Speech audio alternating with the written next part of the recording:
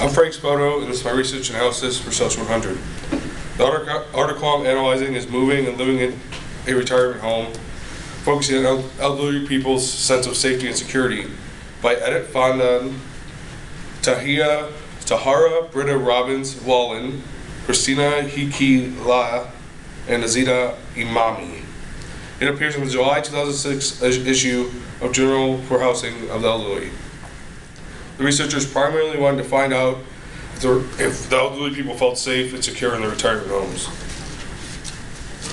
The independent variable for this are the elderly people, and the dependent variable are their children and whether or not they decide to have them live with them or move into a retirement home.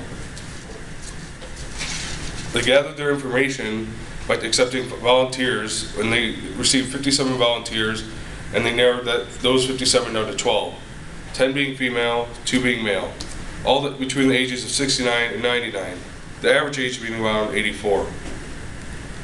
They asked these volunteers questions in a 30 to 60 minute interview about how they felt about their situation in a retirement home, if they felt secure or not, and why they decided to move into the retirement home. If it was because they heard of a friend who had fallen and didn't feel safe, or they just felt they couldn't live on their own any longer.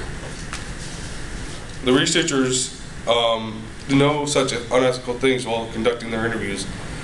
They accepted volunteers, they give the volunteers the chance to end their interview if they chose, and the volunteers knew that by answering their questions, they would just furthermore help them be in a better place for their retirement homes.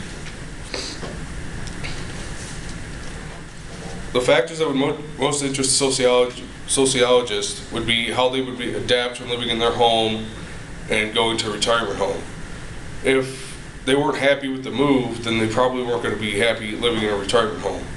And that's where the psychologist comes in. If someone felt like they could live on their own and thought they were living well on their own, and then their children decided to put them in the retirement home, they would be upset about it. It'd be hard to move. If you're happy and you're happy where you're at, and then you're forced to move somewhere, you're not going to like it. But then again, if the elderly person felt like they couldn't live on their own anymore, they'd be happy to move in and give it another shot, or give it a shot to live in the retirement home so they could be safer. Another thing that it comes down to is social class. Sometimes if you don't have a lot of money, you might not be able to live in a good retirement home, therefore you won't be happy when you get there. Your surroundings might not be as good as if you had money and you could afford a nice, wealthy retirement home. To gain a better understanding of the topic, I researched another article that had to deal with the changes from moving to a retirement home.